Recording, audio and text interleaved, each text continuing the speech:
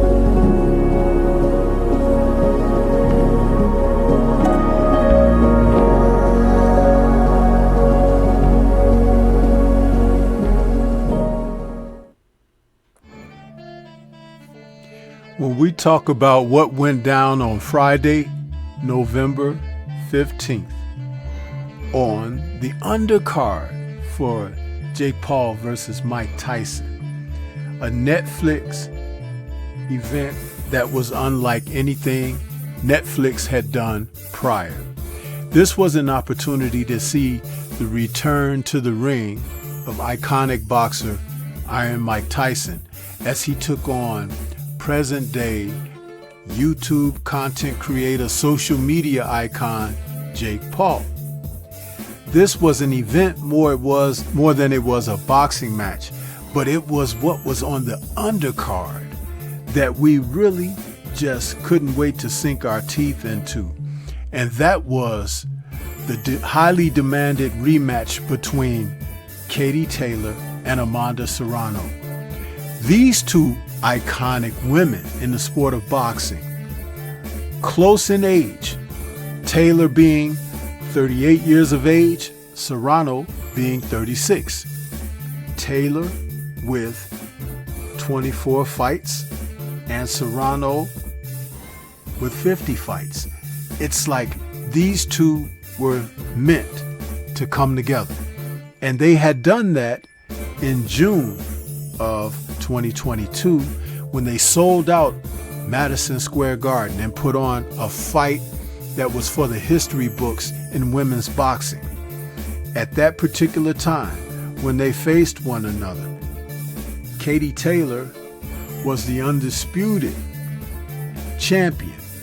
And when she faced Serrano, it was for the IBF, WBC, and WBO lightweight titles.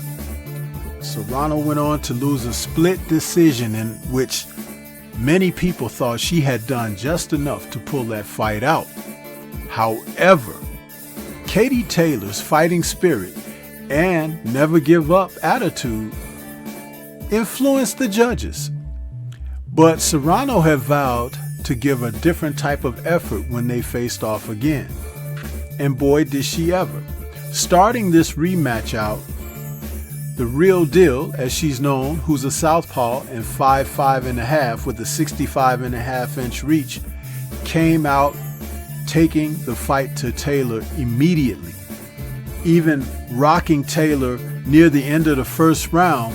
That had this fight gone 3 minutes, which Serrano has campaigned for in women's boxing, we could have seen something really strange for the first time in Katie's career, a possible stoppage at the hands of Serrano.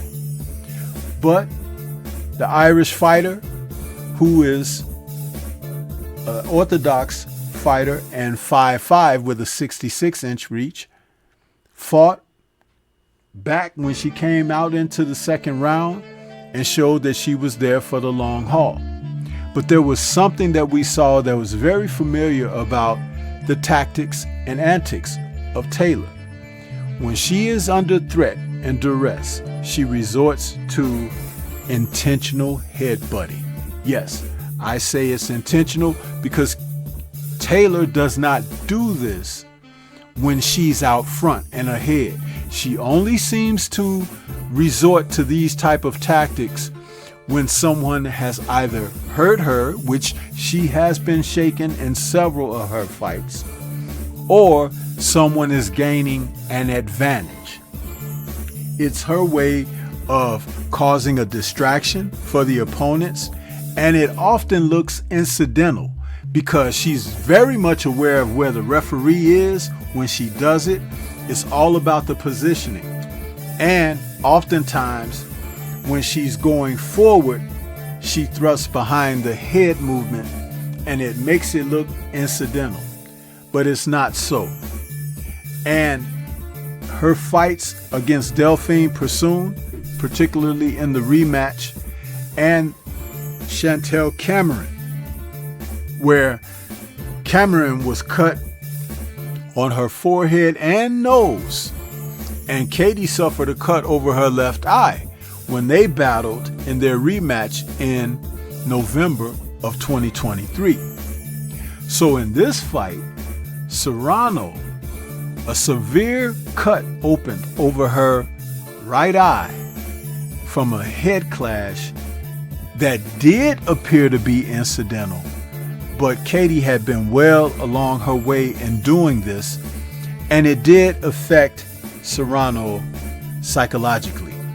It was almost like she was fighting with anger and with the purpose of trying to get that knockout as a result of the circumstances. However, what she really needed to do was just to impose herself in a way where she could just be physically dominant and scoring at the same time. But see, once the headbutts start coming into play, it will make one forget about what their game plan may happen to be. And I do believe that Serrano fell under that. However, when the doctors asked, because the cut was really severe, similar to the cut that Tyson Fury experienced when he faced Otto Wallin, Serrano said, immediately she wanted to continue and don't stop this fight, which I give a lot of credit to her because she's a very attractive woman and she knows that she could have stopped that fight but she wanted to fight. She wanted to try her best to win this title and position from Katie. And so the fight resumed, but it was not to be as far as victory for Serrano. Once again, these judges saw her losing to Katie. And that was a situation where she was given a unanimous decision, again, where many question ringside the efforts of Serrano were enough to prevail in this fight. You know, sometimes in the sport of boxing, the judges and those who have a handle on manipulation in the sport, they like for certain individuals to be on the receiving end of gifts and opportunities to further them and place them in a certain area in space in the sport of boxing. It's a reality that we all deal with, even in everyday life. You'll find someone who has been given favor over you in the workplace, especially when you know that you have brought the best of what you could bring, and they still, because they have a familiar relationship or are just favored by the powers that be, and they get looked beyond what your accomplishments are, and they get the opportunities that should have been granted to you. But yet and still, this was an outstanding fight, and it really should have been a main event on its own and not a part of the event that took place with those who were involved in the main event, Paul and Tyson. One of the things that I had remarked about this was these two women are so good. It's almost like an Ali Frazier type rivalry, not with denigration and putting one another down, but battling as two of the sport's best and whatever the sport has to offer at the top of their respective divisions. And let us not forget that Amanda is still the unified IBO and WBO World Featherweight Champion. She moved up a couple of weight classes to take on Taylor in this because this was fought at super lightweight, where Katie is now undisputed at that division. And she still rocked Katie and had her hurt.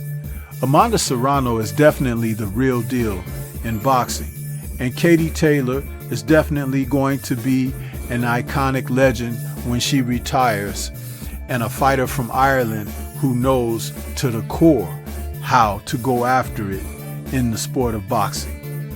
There have been others who may have been more talented, but I don't think you'll meet anyone who is as spirited as these two fighters. And if they decide to face one another one more time, I'd be interested in checking it out. But what do you think? This is Stormy B-Man. Shout out to the mighty LDBC and Liberated Perspective, a third eye view of the world. For more content such as this, please like, comment, subscribe, and share. Let me know your thoughts about this fight, and would you like to see them go for a rubber match? It would be very interesting to see what could happen here. I'm betting that if they did go one more time, Serrano gets a KO. It's the only way to win. Peace to everyone out there, and everyone please remain safe.